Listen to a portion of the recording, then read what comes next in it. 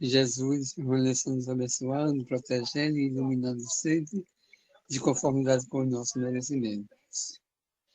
Estamos iniciando mais uma reunião de estudos, né? E antecipadamente agradecemos a todos que se fazem presentes e ausentes, naturalmente, e deixamos como de praxe para que alguém queira fazer a mensagem, ler a mensagem e fazer a prece. Alguém se classifica? Se não tiver ninguém com livro, eu posso pegar um aqui. Mas Vera, às vezes está trazendo já algum. Tem algum, Vera? Não, eu estou chegando agora. Não, Pronto. não tenho nem aqui. Eu faço a leitura e você faz a prece, ok? Ok, tudo bom. Vai ser do livro Ceifa de Luz, de Chico Xavier, pelo Espírito Emmanuel. É o item 22. Renovação em amor. E vós, irmãos, não vos canseis de fazer o bem. Paulo, 2 Tessalonicenses, capítulo 3, versículo 13. Quando as crises te visitem ante os problemas humanos, é justo medites nos princípios de causa e efeito, tanto quanto é natural, reflitas no impositivo de burilamento espiritual, com que somos defrontados. Entretanto, pense igualmente na lei de renovação, capaz de trazer-nos prodígios de paz e vitória sobre nós mesmos, se nos decidimos a aceitar construtivamente as experiências que se nos façam precisas. Se atingiste a integração profunda com as bênçãos da vida, considera a tarefa que a divina providência te confiou. Deus não nos envia problemas de que não estejamos necessitados. Aceitação e paciência, sem fuga ao trabalho, são quase sempre a metade do êxito em qualquer teste a que estejamos submetidos em nosso proveito próprio. Se qualquer tempo é suscetível de ser ocasião para resgate e reajuste, todo dia é também oportunidade de recomeçar, reaprender, instruir ou reerguer. O amor que estejamos acrescentando à obrigação que nos cabe cumprir é sempre plantação de felicidade para nós mesmos. Onde estiveres e como estiveres, nas áreas da dificuldade, dá-te a serenidade e ao espírito de serviço, e entenderás com facilidade que o amor cobre realmente a multidão de nossas faltas, apressando em nosso favor a desejada conquista de paz e libertação. Que assim seja, Vera. Que assim seja. Então, vamos reunir nossos pensamentos, os nossos corações, apesar de estarmos fisicamente, mas muito próximos, porque estamos unidos pelo amor de Jesus. E assim, mestre, amigo, nós, reunidos na noite de hoje, te pedindo a tua assistência amiga, através desses espíritos amigos, a nos auxiliarmos no estudo da noite de hoje. Te pedimos, Pai querido, que nos dê um discernimento para entender, Senhor, tudo aquilo que o livro nos traz. Que possamos, Jesus amigo, estarmos nessa sintonia. Te pedimos, mestre amigo, que envolva os nossos irmãos que não puderam estar na noite de hoje no estudo, onde quer que eles estejam, que recebam as nossas vibrações de carinho, de afeto, de amor. Te pedimos, Pai, ilumina a mente do nosso irmão César, que traz hoje o estudo, que ele seja bem assistido, que ele possa receber com carinho as nossas vibrações. E assim, mestre, nós oramos a prece que tu nos deixaste, que é o Pai nosso que estás no céu, santificado seja o teu puro e santo nome, venha a nós o vosso reino, Seja feita, Senhor, a tua vontade. Não nos deixe, Senhor, caímos em tentação, mas livra-nos de todo mal. Que assim seja. Que assim seja. Que assim seja. Assim sendo, eu passo a palavra novamente à Sinaide, para que ela possa apresentar ou reapresentar o nosso irmão César. Reapresentar, né, esse trabalhador que vem contribuindo, né, não só com a nossa casa, o Centro Espírita Jesus do Nazareno, mas também outras casas. Ele é um trabalhador voluntário, né, da ACESESC, que é uma associação de estudos espíritas kardecistas na cidade de João Pessoa, na Paraíba. Então, passa a palavra a César, sem mais delongas. Votos de um bom trabalho, César. Obrigado, Sunaide. Obrigado pelo convite novamente. Estamos aqui, é um grande prazer poder estudar a doutrina espírita junto com vocês, poder refletir, né? São vários livros já que a gente vem estudando, né? Vem refletindo juntos. E esse livro, ele é um livro que sempre me chamou muita atenção. Quando eu li pela primeira vez, alguns anos atrás, eu fiquei impressionado com a riqueza de detalhes, né? E ele traz, né? Hoje a gente vai estudar o capítulo 6. E aí, nos capítulos anteriores, né, ele trouxe várias explicações da dificuldade do intercâmbio mediúnico. Né? Ele era um espírita, uma pessoa que tinha extremo conhecimento, né? Tinha um contato muito forte com a espiritualidade, né? Dirigente da federação. E aí, quando ele desencarnou, ele percebeu que a coisa não era tão simples, não era tão fácil.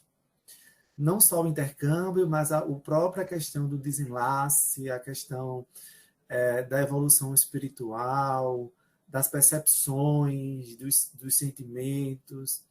E aí, até o capítulo 5, ele trouxe vários desses aspectos, né? E agora a gente vai estudar sobre o momento, porque o capítulo anterior terminou com o funeral, quando ele foi enterrado, né? O seu corpo foi enterrado.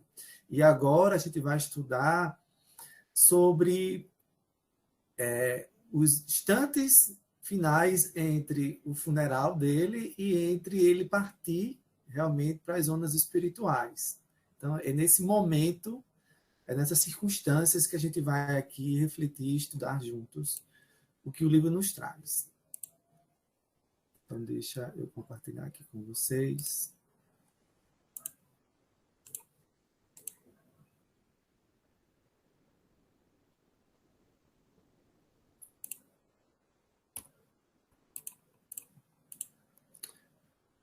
Pronto. Vocês estão vendo, né? Ok. Então, nesse capítulo, ele vai falar sobre a passagem e foi dividido em 4 subtópicos. Na expectativa inquietante, entre companheiros, o aviso de Bezerra e a partida. Então, vamos lá. O capítulo, ele começa trazendo reflexões, dizendo assim: quantas vezes julguei que morrer constituísse mera libertação, que a alma, a se desvencilhar dos laços carnais, voejaria em plena atmosfera, usando as faculdades volitivas. Entretanto, se é fácil alijar o veículo físico, é muito difícil abandonar a velha morada do mundo. Posso hoje dizer que os elos morais são muito mais fortes que os liames da carne. E se o homem não se preparou convenientemente para a renúncia dos hábitos antigos e comodidades dos sentidos corporais, permanecerá preso ao mesmo campo de luta em que a veste de carne se decompõe e desaparece. Então, assim, só aqui ele já traz reflexões extremamente profundas acerca da nossa necessidade de mudança de hábitos. Nós, na doutrina espírita, é comum falarmos de transformação moral, reforma íntima, de mudança. E para que a gente mude, é preciso que a gente tome consciência da necessidade que temos de mudança. Tomar consciência não é a mesma coisa de querer conhecimento. A gente pode ter conhecimento da necessidade de mudar hábitos, quando ele fala aqui. Mas entre mudar hábitos, ter esse conhecimento e adquirir a consciência de efetivamente modificar, porque conhecimento é quando a gente tem acesso a uma ideia, a um contexto. Consciência é quando a gente coloca esse conhecimento em prática. E aí a gente toma consciência daquilo que realmente precisa ser feito. E aqui ele vai percebendo, né, que ele tinha conhecimento, mas não necessariamente tinha consciência que ele acreditaria que tinha. E ele vem trazer a dificuldade da mudança de hábitos. Porque ele vai perceber que os pensamentos dele muitas vezes são desregrados. Nós vamos ver aqui, no entorno do que ele nos traz, sentimentos de inveja, por exemplo. Coisas que ele traz e que prejudica ele, né, nesse plano, prejudica ainda mais do que no plano material, porque é tudo mais sutil, tudo muito mais forte. Ele também vai perceber o quanto que nós, quanto encarnados, podemos prejudicar aqueles que partiram, os nossos sentimentos, com nossas vibrações. Inclusive, durante o funeral, como foi visto no capítulo anterior, o quanto que ele sofreu diante de conversas paralelas falando mal dele, né? Criticando de alguma forma, o quanto ele sentiu isso. Então, mudar hábitos não é uma coisa fácil. Quando a gente deseja uma mudança, seja lá qual for, se a gente quer mudar, nós precisamos nos colocar como aprendizes, porque a mudança, nós vivemos de padrões de repetição. Então, e a gente vai mais ou menos no automático. Então, todo dia eu acordo tal hora, todo dia eu me alimento daquele alimento, todo dia eu faço aquelas atividades. Então, todo dia eu tenho pensamentos muito parecidos com o que eu tinha no dia passado. Então, para eu mudar essas vibrações, esses pensamentos e essas ações diárias, é preciso que a gente se conheça e perceba, pouco a pouco, o que precisa ser mudado. Se é difícil mudar ações, pensamentos é mais difícil ainda, porque as ações, antes das ações, vêm realmente os pensamentos, vêm os sentimentos. Então, se eu percebo que eu estou com vício, por exemplo, em rede social, eu já tenho conhecimento que sei que eu estou viciado, mas entre saber que isso me faz mal e realmente me libertar disso aqui, é algo muito difícil, que vai exigir muito esforço, muita empenho, e a gente precisa ter a humildade de saber que a gente vai cair, precisa se levantar e não desistir, persistir, como Jesus nos trouxe, precisamos persistir o tempo todo. Então ele começa a trazer essa questão dessa dificuldade dos elos morais, essa dificuldade de mudar realmente hábitos. E nós somos feitos de hábitos, né? Então que possamos refletir, né? Quais são os nossos hábitos que são prejudiciais a nós e o que estamos fazendo para que esses hábitos sejam minimizados e depois realmente ser modificados, ser alterados. Porque é como um vício, né, que você realmente precisa ter muito esforço. E nós somos viciados em várias e várias circunstâncias, né? E a gente precisa tomar muito consciência disso. Então ele continua. E esse homem complicou o destino, assumindo graves compromissos à frente dos semelhantes, através de ações criminosas, debater-se-á, chorará e reclamará em balde, porque as leis que mantêm coeso os astros do céu e as células da terra lhe determinam o encarceramento nas próprias criações inferiores. Se o bem salva e ilumina, o mal perde e obscurece. Livremo-nos do débito, para que não venhamos a mergulhar no resgate laborioso e corrijamos o erro enquanto a hora é favorável, evitando a retificação muitas vezes dolorosa. Então, ele nos traz aqui reflexões acerca de quando a gente planta algo, a gente vai colher. E essa colheita, ela não vai ser agradável, dependendo do que a gente planta. E ele fala de um encarceramento, de uma prisão, realmente. Né? E os vícios morais nos causam isso, nos causam prisão. A gente busca nos libertar e há uma dificuldade disso. Então, é preciso muita, como Jesus nos trouxe, muita oração e muita vigília. Né? Eu percebo esse livro, assim, ele não vem para colocar medo em nós, mas ele vem para nos despertar, para que a gente possa realmente entender e compreender que não é simples. Como Jesus disse que a porta era estreita, porque a porta realmente é estreita. E eu vejo também uma humildade, né, desse espírito trazer, né, tamanha sinceridade, honestidade diante daquilo que lhe aconteceu, porque ele podia ficar muito bem constrangido em trazer, né, determinadas circunstâncias, né, por ele ser conhecido, por ele ter tanto labutado na doutrina espírita. Fique à vontade para falar qualquer coisa, para fazer alguma reflexão, algum questionamento. Ok? Então, o subtópico 1, ele coloca na expectativa inquietante. Agora que me desembaraçara do corpo grosseiro, então restituído à terra, mãe comum das formas mortais, intrigava-me o próprio destino. Então eu queria saber para onde eu vou agora, né? Se eu não estou mais no plano material, se o desenlace com o meu corpo já foi completado, o que é que eu vou fazer agora? Esse era o questionamento. Por isso que o nome é expectativa inquietante. Abandonamos o cemitério e, preocupado, reparei que Marta sorria afavelmente para mim. Bezerra e o irmão Andrade despediram-se com afetuoso abraço, declarando que nos esperariam dentro de 2 horas, em determinado sítio fronteiro ao mar. Minha filha respondeu por mim, afirmando que não faltaríamos. Sozinhos agora, perguntou-me se não pretendia dizer adeus ao antigo ninho doméstico. Aqueci, contente, com ansiedade, tornei um ambiente familiar. Contemplei enternecido tudo o que fora amontoado pela ternura das filhas em derredor de minhas necessidades de velho. E de permeio, com o pranto que me assomou abundante aos olhos, aí espalhei os meus pensamentos e votos de paz e reconhecimento.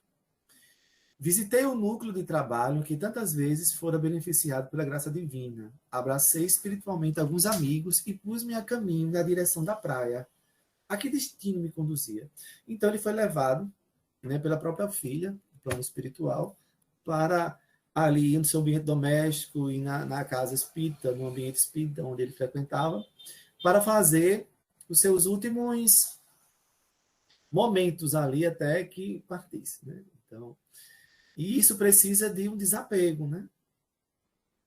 E o nosso amor ainda é muito apegado, né? Quando a gente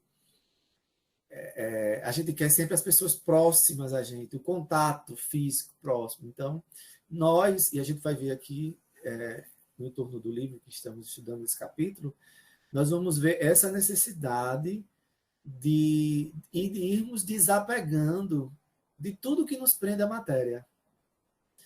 Quando Jesus veio entre nós, no plano material, ele veio realmente nos despertar para essa realidade do plano espiritual, para que vivêssemos neste mundo, para que cumpríssemos com o propósito, com a nossa missão aqui na Terra, com os nossos familiares, com a nossa profissão, com a nossa religiosidade, mas que sempre pensássemos de um ângulo mais elevado, compreendêssemos a vida como um ato contínuo e não apegado à matéria como se aqui fosse a única, exclusivamente a nossa morada. E a verdadeira morada não é aqui. Então, eu costumo dizer que todos os dias eu preciso refletir que eu sou um espírito encarnado, vivenciando uma experiência na matéria. Eu sou um espírito vivenciando uma experiência na matéria. Eu não sou aqui essa matéria. Né? Eu estou aqui momentaneamente. Se eu não penso assim, qualquer coisa vai me abalar. Qualquer coisa vai me frustrar. Qualquer coisa vai me irritar. E quando a gente pensa, é passageiro, somos transeuntes, estamos de passagem, tudo passa. Isso aí, para mim, traz um certo conforto. né? E a gente precisa refletir todos os dias sobre isso. Nós somos espíritos em processo. Estamos aqui realmente aprendendo, tomando lições, e a nossa casa não é aqui. Estou vivenciando essa experiência aqui. É uma experiência. Então, por mais que eu cometa erros, os meus erros são experiências, são lições, e que eu posso aprender com elas e crescer com elas. Se eu não ficar preso na energia da culpa. Se eu ficar preso na energia da culpa, eu vou ficar com remorso e me questionando por que eu errei, por que eu fiz, e continuando preso ao próprio erro. Então é preciso ter humildade, realmente, para que haja mudança. E aqueles erros não venham se repetir, porque senão ficamos em ciclos viciosos. A gente erra, sabe que erra e não consegue modificar o erro. Porque o nosso orgulho não nos deixa enxergar caminhos para consertar os nossos erros. E apenas ficar rememorando os erros que cometemos. É como se a gente não enxergasse luz no fim do túnel. Continuasse na escuridão. E aqui ele traz que ele vai ser reconduzido à praia. Então, assim, ele inclusive acreditava assim, que quando ele desencarnasse, ele ia lembrar das suas experiências do passado. E aqui ele questiona, cadê a minha trama de reminiscência do passado? Por que razão eu já me recordava da anterior libertação espiritual? Onde se localizaria a minha nova habitação? Na região europeia em que reencarnava ou na zona americana em que fora servido pelas benditas oportunidades de serviço e da experiência? Marta assinalou minha inquietude e recomendou-me paciência. Teria os problemas solucionados, pouco a pouco, em rápidos minutos, alcançamos a praia para onde me dirigia. Aqui é interessante porque a gente lê, mas muitas vezes a gente precisa ir refletir, analisar. Até Leon Denis tem uma frase que diz que precisamos ler menos, mas nos aprofundar na leitura que fazemos.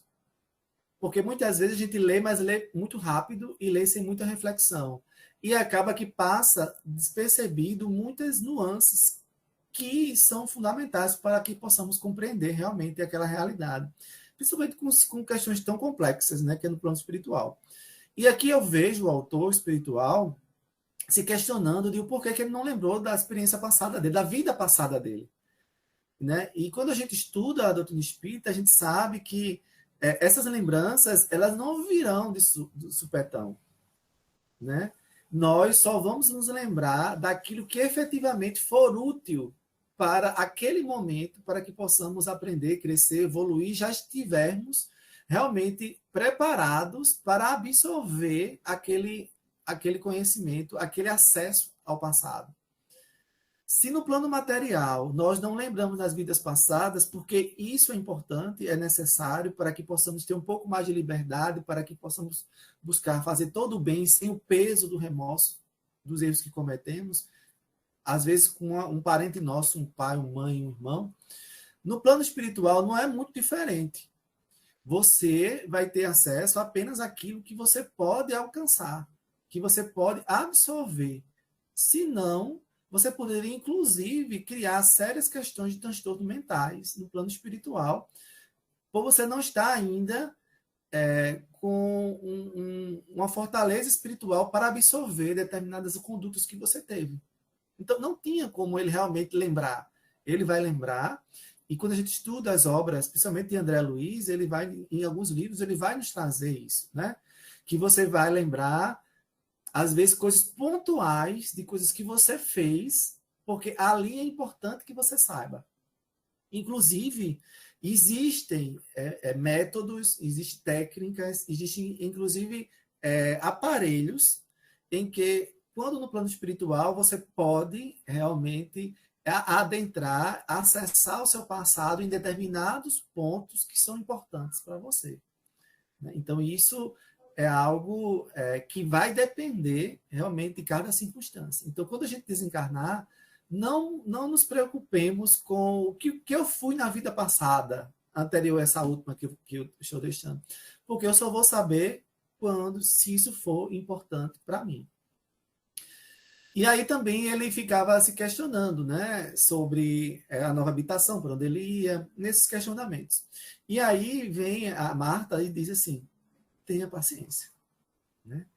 E na mensagem que foi lida agora antes do estudo, né, no inicial, ele fala, né, ele fala sobre paciência, como a paciência poderia nos auxiliar, nos ajudar a enfrentar as dificuldades da vida. Se tivesse um pouquinho mais de paciência diante de situações, a gente meteria os pés pelas mãos e evitaria muitos males, né? E aí, entre companheiros, e aqui ele vai nos trazer entre companheiros, vai nos trazer entre aquelas pessoas ali que estão juntas, que vão partir para o plano espiritual. Em meia hora, congregava-se ao nosso lado, reduzida assembleia. Espíritos protetores traziam outras criaturas, tão necessitadas de assistência quanto eu mesmo. Esclareceu-me, Marta, que outros desencarnados, carecentes de amparo, se reuniam aí, esperando também a oportunidade de se ausentarem dos círculos terrenos. Admirado, notei o abatimento e o cansaço. Exceção de 2 dos 15 convalescentes da morte, que se aglomeravam junto de mim, sob o patrocínio de amigos abnegados, mostravam eles o olhar vitrificado e se movimentavam maquinalmente, orientados pelos benfeitores. Acredito que, por minha vez, não revelava aspecto exterior mais atraente. Todavia, não perder a faculdade de analisar a situação. Então, quando ele vai lá, ele percebe que, apesar dele não estar numa situação muito fácil, assim, ele não está tão bem quanto ele achava que estaria quando ele retornaria ao plano espiritual, retornasse ao plano espiritual, mas ele percebe ali naquele grupo de 15 pessoas que a maioria estão em situações piores do que a dele, porque estão com o olhar vitrificado, estão semi-inconscientes, não entendem o que está acontecendo à sua volta, ou entendem muito pouco. E ele percebe que, pelo menos, apesar que ele não tinha um aspecto muito atraente, mas, pelo menos, ele estava, assim, com as suas faculdades ali ainda boas, né? Que dava para entender e compreender o funcionamento. E aí, vamos lá. O irmão Andrade, novamente conosco, notificou-me delicado que nem todos os socorridos se haviam desencarnado na véspera. Ele havia desencarnado, então, assim, vai trazer aqui que não é que você desencarnando um dia, no outro dia você vai para o plano espiritual. A gente sabe que não funciona assim, mesmo porque muitos desencarnam e continuam aqui. Continuam nas casas, continuam achando que eu estou trabalhando, continuam perseguindo as pessoas. Vai depender de cada circunstância. É como diz, morre, mas não desencarna, né? É verdade. Morre, não desencarna. Morre, mas não desencarna. É verdade. E aí ele diz, alguns permaneciam liberados desde alguns dias,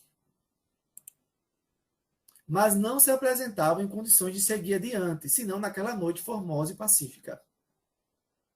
Então, apesar deles terem se permaneciam desencarnados já há algum tempo, alguns dias, eles ainda não estavam preparados.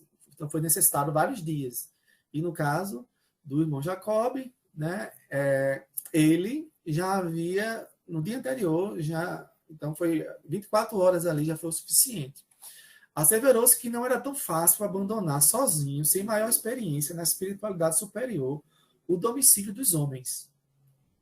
Inumeráveis entidades inferiores cercam os recém-libertos, tentando realgemá-lo às sensações do plano físico. Então, assim, a necessidade que nós temos de vigilância, né, e também de amparo desses irmãos espirituais, que nos auxiliam nesse processo. Porque, se não tivermos uma certa resistência moral, nós iremos ser levados por entidades que querem nos vampirizar. Vampirismo é aquelas entidades que tentam nos sugar as energias, né? Através dos vícios que nós possuímos e nos tornarmos prisioneiros a eles. E, às vezes, também por vingança. Então, a gente precisa trabalhar esse desapego e também trabalhar Fora da caridade não há salvação. Né? Fora da caridade não há progresso, não há evolução. Então, quando a gente se coloca à disposição da espiritualidade para ser um instrumento do bem, mesmo imperfeito que somos, logo nós angariamos amigos espirituais que nos auxiliam nessa caminhada. Então, por exemplo, além de amigos que nós temos, que estão conosco em várias etapas, de várias encarnações anteriores, familiares, pessoas que conviveram conosco nessa e em outras vidas, também nós podemos angariar espíritos que nos sejam simpáticos, porque nós auxiliamos um ente amado, querido dele, quando no plano material. E isso é simpatia, e esses espíritos podem nos auxiliar, nos ajudar. A gente vê isso muito nas obras. Né? Espíritos que são gratos porque você auxiliou aquele seu ente querido que estava passando dificuldade e você foi um instrumento dele. E logo, eles colocam à disposição para nos auxiliar. São os nossos advogados, né? Quando necessitamos, quando a gente faz o bem. Por isso que não percamos uma oportunidade de fazer o bem. Porque o bem faz bem e retorna para a gente, principalmente nos momentos mais necessitados.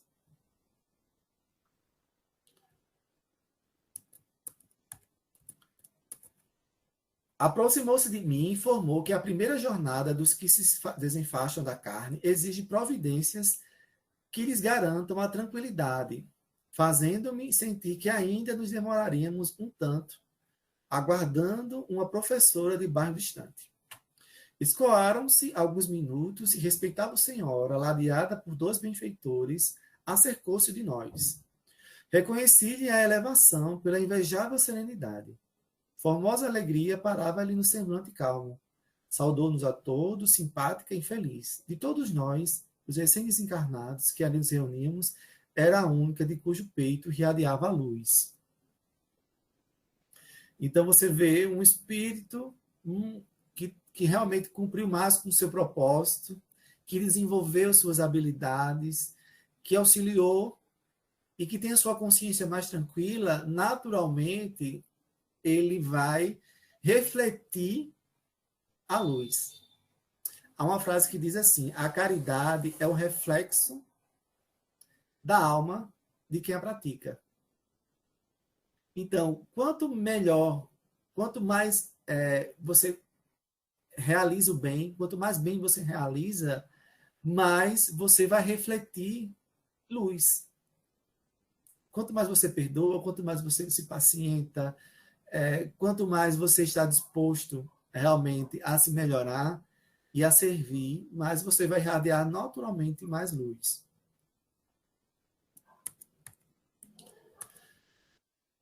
E identifiquei-lhe a humilde cristã. A evidente superioridade que a distanciava de nós parecia afligi-la, ou é a humildade dela, né? Ela irradiava a luz, sabia que estava dando luz, sabia que era a maior luz que estava ali entre aqueles que estavam sendo amparados.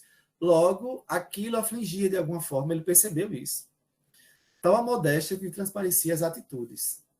Bezerra cumprimentou-a bondoso e confesso que, reparando aquela mulher em maneiras simples e afáveis, emitindo luminosidade sublime, inopinado sentimento de inveja me assaltou o coração. Eu achei isso aqui fantástico, assim, né? Ele reconhecer as suas fragilidades, né? E, assim, nesse processo que sempre as mensagens espirituais, sempre o Emmanuel, uma Joana de Ângeles, né? Nos traz sobre a necessidade do autoconhecimento, lá no Livro dos Espíritos também, né? Conhece-te a ti mesmo. E não tem como nós nos conhecermos mesmo se nós não enfrentarmos quem somos. E nós não podemos fingir aquilo que não somos e também fingir aquilo que estamos sentindo.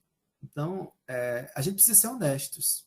Toda vez que a gente tiver um sentimento de inveja, de ciúme, de raiva, precisamos reconhecer intimamente, humildemente, que estamos tendo esse sentimento. E que Deus nos auxilie, que a espiritualidade nos conforte para que esse sentimento saia do nosso coração. E pode ter certeza que a gente recebe o alívio, a gente recebe a assistência, né? A gente recebe um amparo porque nós nos submetemos à vontade de Deus nesse momento. Nós somos humildes ali, reconhecer nossas fragilidades. Ao invés de ficar irritado conosco mesmo, porque estamos tendo aquele sentimento, simplesmente reconhecer que temos. Isso é um processo de desenvolver o autoconhecimento. Autoconhecimento pede uma verdade. É reconhecer as nossas fragilidades, assim também como reconhecer as nossas potencialidades. Quando você vê Jesus falando sobre a luz do mundo, sobre ele e o Pai é um só, e até parece que Jesus está sendo soberbo, prepotente. Ele está se achando, ele está blasfemando. Uma das acusações contra Jesus foi que ele blasfemava. E, na realidade, não havia blasfêmia, porque Jesus se conhecia. Ele não estava falando para se envaidecer. Ele estava simplesmente dizendo aquilo que era realidade e aquilo que ele veio fazer. Ele tinha coragem de externalizar isso, não para humilhar ninguém, mas porque aquele é um processo necessário para despertar as pessoas à sua volta. E isso também é humildade. Quando a gente reconhece que temos potencialidades, ao invés de fingirmos falsa modéstia, nós estamos sendo humildes. A gente precisa reconhecer também isso. E deixar, muitas vezes, às vezes a gente deixa de fazer algo que podemos e devemos fazer, porque temos responsabilidades perante aquilo, e dizer, não posso porque eu não tenho capacidade, mas se tu foi chamado, mesmo que você não ache capacitado, você pode se capacitar. E mesmo que você não dê o seu 100% naquele momento, você pode se trabalhar para vir a dar o 100%. Né? Mas simplesmente não recuse uma oportunidade de servir, simplesmente porque você acha que não está preparado. Porque, como diz André Luiz, quando o trabalhador está pronto, o serviço aparece. Fique à vontade, viu, para falar, para questionar.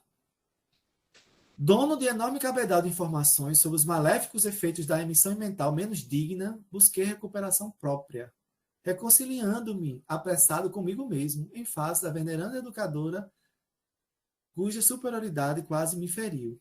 Então, na hora, ele já percebeu que estava com inveja mesmo. E na hora, quando ele reconheceu essa inveja, logo ele recebeu um refrigério ali. Né? Então, ele teve uma humildade de reconhecer que teve. A gente precisa fazer isso todos os dias. Todos os dias, se você prestar atenção, pelo menos comigo, volta e meia, a gente tem uma invejazinha de alguma coisa. Né?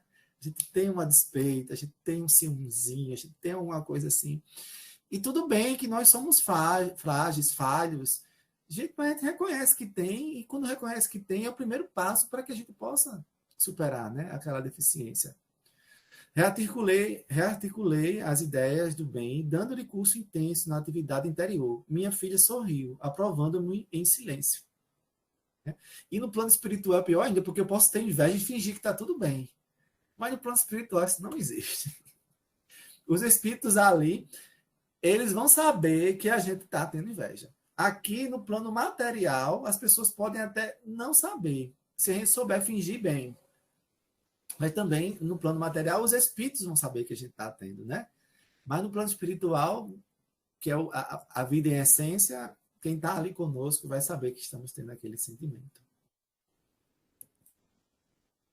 O aviso de Bezerra é o outro tópico. Tão preparados quanto possível para a marcha, Bezerra tomou a palavra conselheiral, dando-nos a conhecer os percalços do caminho. Então ele começou a explicar que não vai ser fácil a caminhada. Que vai ter dificuldade nesse caminho. Eles estão ali, próximo ao mar, e eles vão seguir, né, para o plano espiritual. E ele vai explicar aqui que nessa caminhada eles vão passar por regiões difíceis, complicadas, e que é preciso uma questão de trabalho mental deles. Não posso reproduzir as observações ao pé da letra, mas o grande benfeitor anunciou que nos aguardariam surpresas dolorosas, na hipótese de não sabermos manter serenidade e desapego. Olha a necessidade, novamente, da paciência, da serenidade, do desapego. A exceção da irmã, que a nós se reunira por último, não detínhamos o poder da irradiação luminosa, condição de garantia ao êxito na defensiva contra qualquer assédio das trevas. Então, A única que tinha essa proteção natural, que ele chama de radiação luminosa, era aquela senhora. Então, olha só, ela estava naturalmente protegida, não precisava de ninguém próximo a ela. Há relatos em outros livros de espíritos mais iluminados que, quando desencarnam, não precisam da assistência de nenhum espírito. Eles desenlaçam de maneira natural, como se estivesse acordando. Aí eles olham aquele seu corpo que ele está deixando, físico, e simplesmente eles se ajoelham, fazem uma oração, agradecem e seguem seu caminho. Isso é desapego. Mas a grande maioria de nós precisamos passar pela situação que o irmão Jacob passou, inclusive muito piores do que a dele, porque ele foi um que recebeu um amparo muito forte pelos trabalhos que ele realizava. E todos recebem assistência, auxílio. E ele tinha uma preparação espiritual. Então, a situação dele não foi das piores, mas também não foi de um espírito mais iluminado. Estávamos quase todos, os recém-libertos do corpo, desprevenidos quanto a semelhante recurso e distraídos da preparação interior. Não obstante a amplitude de nossa confiança em Deus. Todos confiantes em Deus. Tem uma frase que diz assim, quanto mais praticamos o bem, mais forte, mais proeminente é o nosso poder de oração. A oração é intensamente relacionada à sua capacidade de desenvolver o bem, de assistir, de auxiliar. Você consegue se conectar de maneira mais fácil, porque você já está numa vibração de serviço. Então, essa senhora tem naturalmente isso, pelo processo dela de irradiar, e os outros têm uma certa dificuldade. Confia em Deus. Então, confia em Deus, mas não estavam tão preparados interiormente, porque não tinha esse processo desse desapego, desse processo de desenlace, né? de deixar realmente todas as circunstâncias daqui e seguir o caminho. Enquanto no plano carnal poderíamos gastar a sagrada força da vida, lisonjeando os prazeres da plenitude física, esquecidos de exercitar as energias internas, aqui, porém, éramos, porque é um livre-arbítrio nosso. Se você quiser só cuidar do seu corpo, tudo bem, cuide do seu corpo, você tem essa liberdade. E no plano espiritual, você pode deixar para ser secundário. Jesus dizia, buscar primeiro o reino de Deus e sua justiça, e tudo mais será acrescido. Ele está dizendo assim, busque a preparação espiritual. Não é que deixe o seu corpo do lado. Seu corpo também é importante, é o templo da alma, o santuário da alma. Mas não só do corpo. Tem pessoas que exageram e cuidam em extremo do corpo e esquecem da alma, né? Eram obrigados a reajustar apressadamente o cabedal de nossos recursos íntimos, centralizando-nos na sublimação da vida em face do porvir. Se não quiséssemos dilatar a permanência nos ciclos inferiores, acentuando qualidades menos dignas. A jornada, pois, representava a primeira experiência importante para nós, reclamando a nossa determinação de prosseguir para o alto, com a máxima desprendimento da velha estrada de lutas que abandonávamos. Reparando que era grande o número dos que ali se mantinham como que narcotizados, indaguei a Marta, em tom discreto, como se comportariam eles ante o severo aviso, informando-lhe a filha de que diversos dos irmãos em traumatismo psíquico, ou o nome, traumatismo psíquico. Interessante essa palavra. Despertariam em breves instantes, tanto quanto lhe fosse possível, e que, no fundo, cada qual registrava a advertência de seu modo, segundo lhe permitia a capacidade de entendimento, ainda mesmo considerando a posição de semiconscientes que se achavam. Pretendiam formular ligeiro inquérito a respeito da redação luminosa a que Bezerra se referia, mas em Marta me pedia a bondade de deixar essas perguntas para depois. Lendo isso aqui, eu me lembrei que Jesus dizia assim, aqueles que têm olhos, que vejam, que têm ouvidos, que escutem. Aqui é a mesma coisa. Quantas e quantas vezes nós temos nossos olhos materiais bem, nossos ouvidos bem, mas as advertências não ecoam em nossa alma. A gente não consegue realmente compreender, assimilar, entender aquele significado, aquela advertência. A advertência de uma palestra que a gente escuta, de um estudo que participa, de uma leitura que a gente faz, de um amigo que nos aconselha, de uma orientação espiritual que nos chega, de uma inspiração que nos é trazida. E simplesmente a gente não está atento. É como se estivéssemos em traumatismo psíquico. Né? Então, o último item é a partida. Em breves minutos, encontrávamos prontos. O irmão Andrade e Marta sustentavam-me os braços, lado a lado. E aqui eu senti a questão da proteção espiritual. Né? Que bonito, os espíritos ali, lado a lado, assistindo e auxiliando. E André Luiz, a irmã Jacob disse que 2/3 do grupo eram de desencarnados. Então, assim, para cada um tinham 2. Para cada um ali, semi-liberto do corpo físico, tinha 2 irmãos auxiliando. E a gente sabe o quanto que todos nós somos assistidos pela espiritualidade. E muitas vezes eles sofrem pelos nossos equívocos, pelos nossos ouvidos que não ouvem, olhos que não enxergam. Outros grupos se formaram. Os recém-desencarnados, como ocorria, mostravam-me amparados, um a um, por amigos espirituais, acreditando que esses constituíam 2/3 de nossa expedição. A capacidade de volitar está intimamente associada à força mental, porque, após sentir a oração do supervisor, começávamos a flutuar acima do solo, aguardando comigo a nítida impressão de que o vigoroso pensamento de Bezerra de Menezes nos comandava. O poder da individualidade evoluída e aperfeiçoada nos cometimentos espirituais deve assemelhar-se, de alguma sorte, ao do dínamo gerador em eletricidade, porque assinalava em mim, de modo inequívoco, o impulso determinante e orientador que ia à frente. Quando eu li isso aqui, sabe o que eu me lembrei? Não tem. Quando a gente está... Quem participa de reunião mediúnica, por exemplo, né? E às vezes você vai na reunião mediúnica e você está passando por muitas dificuldades, muitos sofrimentos, muitos problemas. E aí você não diz para ninguém, mas na hora da reunião vem uma mensagem espiritual e aquela mensagem ela cai como uma luva para você. Onde ele vai lhe orientar, vai lhe assistir, vai trazer. Ele traz para o grupo todo. Mas, na realidade, você percebe que aquela mensagem tem muito a ver com o que você...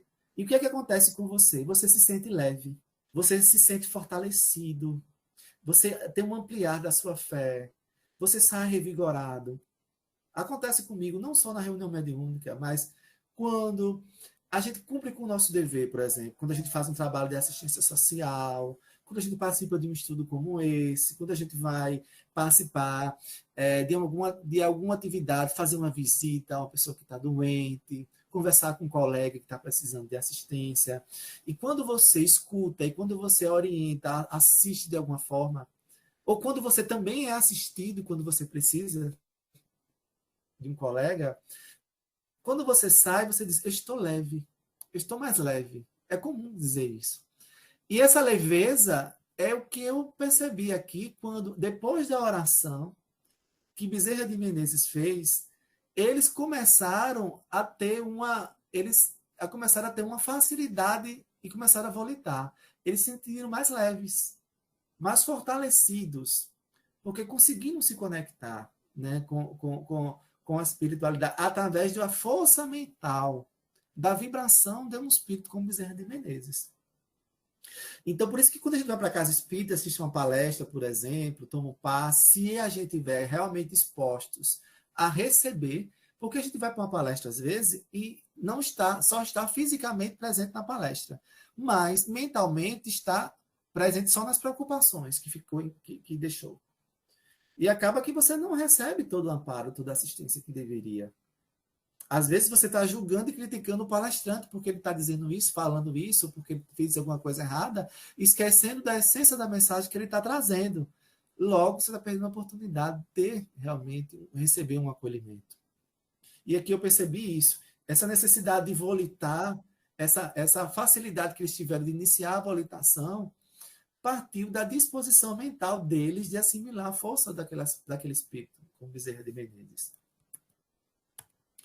Não seguíamos em condão contínuo, mas em grupos de 2, 3 e 4, unidos uns aos outros. Apesar do abatimento, não quis perder o novo espetáculo. Em breves minutos, tínhamos as águas sob os pés, elevando-nos vagarosamente da maneira de peixes humanos do mar. Era que coisa linda, né? E aí, em contato com a natureza, né?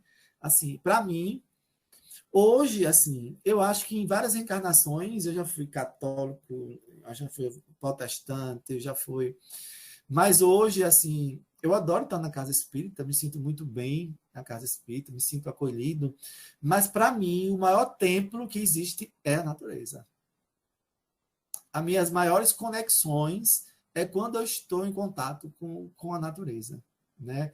Quando eu sinto a brisa do mar, quando eu sinto as árvores, eu escuto passarinhos, sinto sol, sinto o vento tocar a minha face. Isso eu me sinto em conexão com a espiritualidade. Muito mais em qualquer templo, né? E a gente precisa aproveitar isso, porque não existe templo maior do que a natureza, porque ali foi a criação divina, né? Observação estranha. Julguei que pudesse continuar vendo edifícios e arvoredos, rios e oceanos, embora o véu noturno, como se contemplasse o solo planetário da janela de um avião comum. Todavia, a sombra embaixo se fazia assustadoramente mais espessa. Eles iam se elevando e iam percebendo a névoa que estava ali embaixo. Que névoa é essa? É a emissão dos nossos pensamentos equilibrados aqui no plano material. Indaguei o irmão Andrade sobre a origem do fenômeno, afirmando-me ele que a esfera carnal permanece cercada de vasta condensação das energias inferiores diariamente libertadas pela maioria das inteligências encarnadas ao Sol. Assim como a aranha vive enredada na própria teia, e que, de mais alto, com a visão de que se já dispunha, poderia ver o material escuro a rodear a moradia dos homens. Quando perguntei se aconteceria o mesmo caso partíssemos durante o dia, informou: não. Qual acontece entre os homens, animais e árvores, há também um movimento e respiração para o mundo. E aqui ele vai trazer algo maravilhoso. Ele vai dizer o quanto que o sol dissipa as trevas. Por que que muitos e muitos dos crimes acontecem mais durante a noite que durante o dia? Porque durante o dia há uma assistência maior pela própria vibração do planeta. Não é? É muito interessante isso. Durante o dia, o hemisfério iluminado absorve as energias positivas e fecundantes do Sol, que bombardeia pacificamente as criações da natureza e do homem, afeiçoando um abençoado trabalho evolutivo. Mas à noite, o hemisfério sombrio, magnetizado pelo influxo absorvente da Lua, espera as vibrações psíquicas retidas no trabalho diurno, envolvendo principalmente os ciclos de manifestação da atividade humana. O quadro de emissão desta substância é, portanto, diferente sobre a cidade, sobre o campo e sobre o mar. Então, é muito, muito interessante, né, essa reflexão acerca desse poder e até isso, né, a gente vê, né? Nós vivemos uma dicotomia entre o bem e o mal, entre o certo e o errado, entre a verdade e a mentira, entre a luz e a escuridão, né? E que possamos fazer as melhores escolhas pelo nosso livre-arbítrio. Nos polos do planeta permanece o gelo, simbolizando a negação desse movimento. Mais tarde, observará você que as mesmas leis que controlam o fluxo e o refluxo do oceano influenciam igualmente o psiquismo das criaturas. Tá vendo? Aquela ideia do fluxo e refluxo do oceano, aquela ideia da maré alta, da maré cheia, né? Ele está dizendo aqui que há, sim, influência. Né? Influencia, sim, do psique, do ser humano. É claro que não é determinante, porque nós temos o livre-arbítrio. E a responsabilidade maior será nossa. Mas que há, sim, determinadas influências. Recordei as páginas de André Luiz narrando a vida além túmulo e tentei alongar a curiosidade sadia que chegava a vencer minhas impressões de abatimento. Mas o dedicado amigo aconselhou-me silêncio e oração, em face da expectativa inquietante naquela hora difícil de nosso retorno à vida espiritual. Portanto, aí, assim, para terminar, eu fiz aqui um rápido resumo sobre o que a gente viu, né, nesse capítulo e que a gente pode levar para o nosso dia a dia, porque o estudo espírita é um estudo praticável. Eu estou vendo apenas algo que é no plano espiritual e que eu não vou agora porque eu não vou morrer agora. Primeiro, você não sabe se vai morrer agora. Você pode morrer daqui a pouco, né? E depois, é uma fatalidade. Nós iremos partir para o plano espiritual.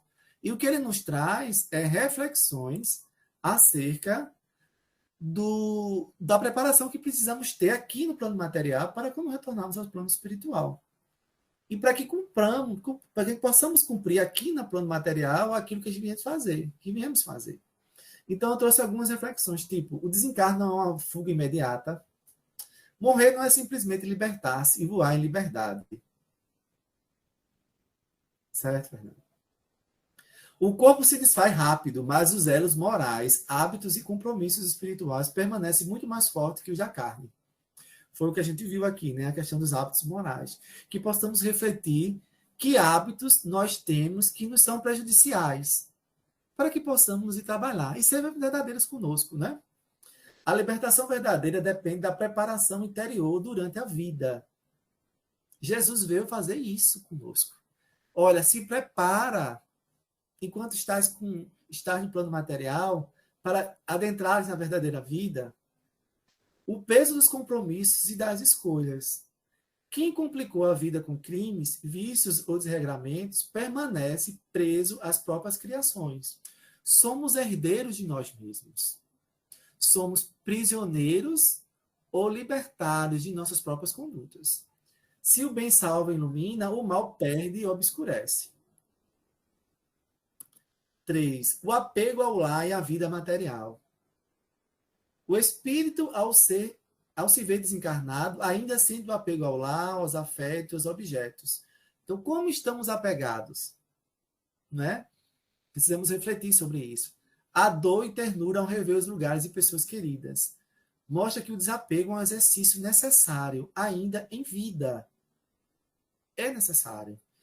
Que eu ame os meus entes queridos, mas eles podem partir antes de mim, eu posso partir antes dele.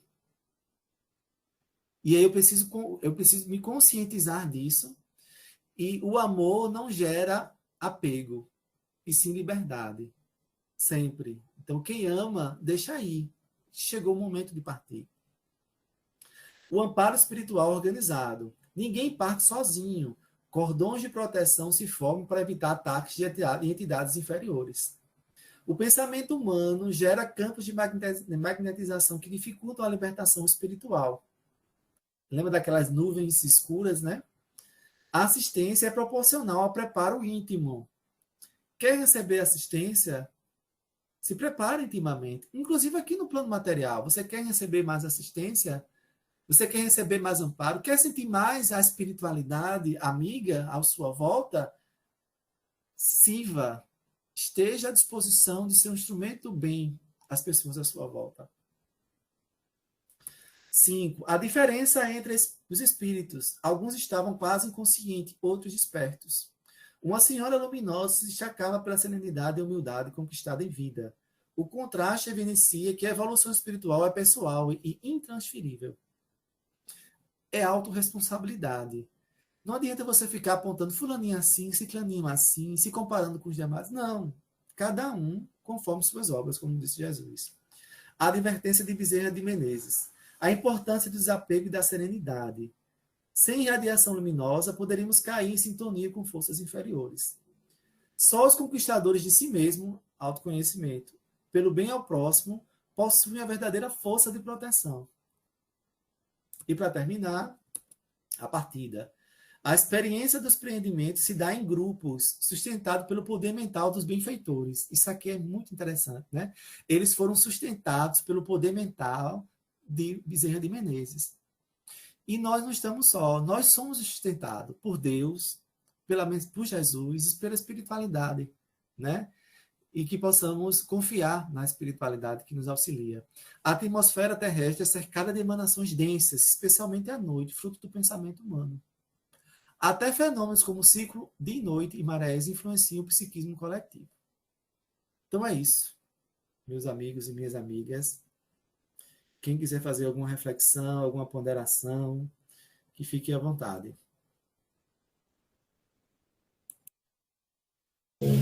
Muito bom. Eu estou encantada com esse livro. Muito interessante. Algum irmão gostaria de contribuir alguma coisa?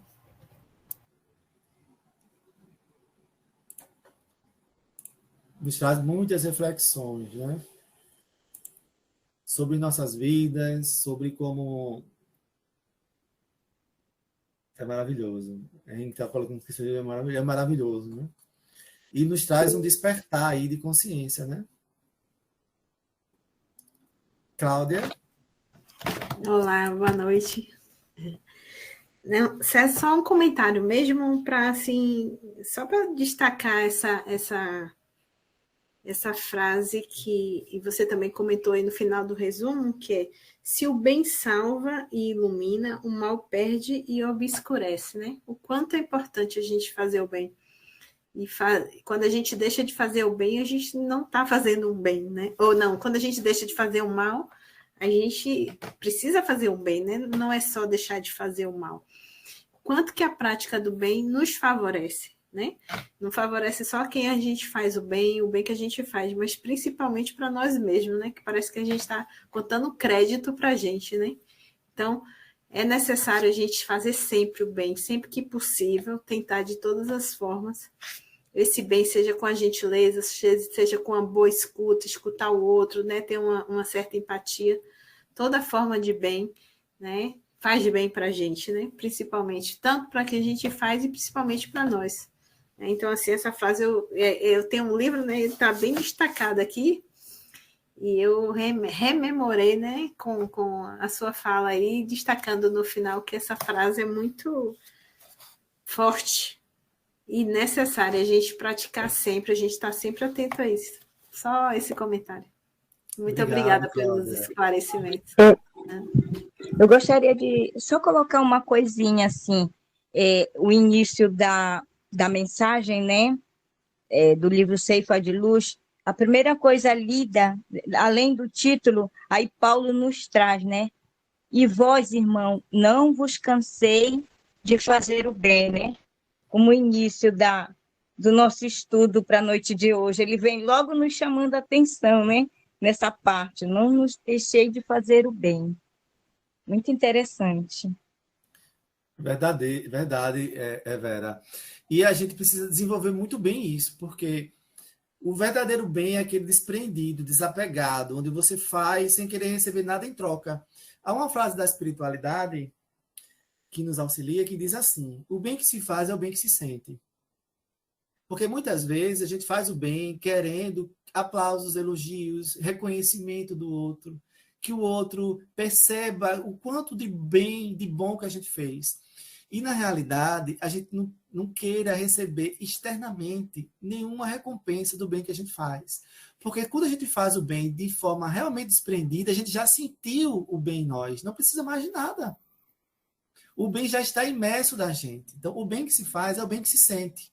Sentir o bem, mesmo que a pessoa seja ingrata pelo bem que a gente fez, não vamos perder a vontade, a coragem, a determinação e a persistência no bem.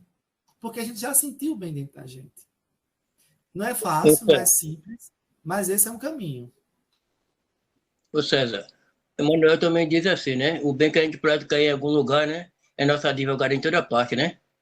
Então, praticar o bem é essencial, né? Para todos nós, né? É verdade, Inaldo, isso mesmo. É o nosso advogado. A gente percebe isso, né, no livro, né? Nesse capítulo que a gente estudou. O advogado Verdade. realmente é aqueles que, no final aqui do resumo que eu coloquei, é o seguinte: quem vai receber mais amparo, todos vão receber amparo, mas é da lei que cada um segundo suas obras. Assim disse Jesus. Então, aquele que mais serviu, naturalmente, vai receber um amparo maior, porque ele tem méritos para aquilo. Então, é das leis divinas. Então, que possamos, né, colocar isso em prática no nosso dia a dia. Mais alguém? Silmário? Presente. Só nos resta agradecer ao Alto, né, e aos irmãos que compartilharam esse banquete espiritual maravilhoso e agradecer a Deus com uma prece que eu gostaria que alguém fizesse.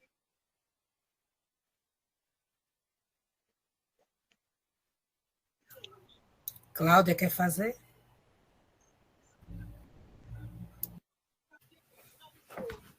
Pode ser, vamos.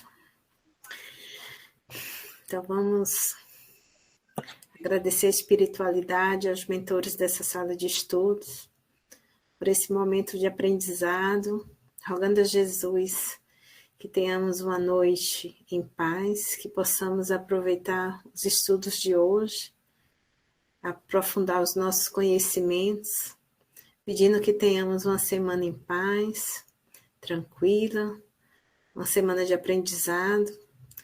Pedimos a todos os familiares dos que estejam aqui presentes, dos que não puderam estar presentes nesse momento na sala de estudo. Pedimos pela paz do mundo, pelo teu amor, Jesus, que alcance os nossos corações para que cada vez mais possamos buscar a nossa evolução e buscando fazer o bem. Porque praticando o bem, a gente está praticando o teu evangelho de amor. Sê conosco neste momento, nessa semana e sempre. Nos fortalece, nos abençoa, nos guarda na tua infinita paz. Assim seja.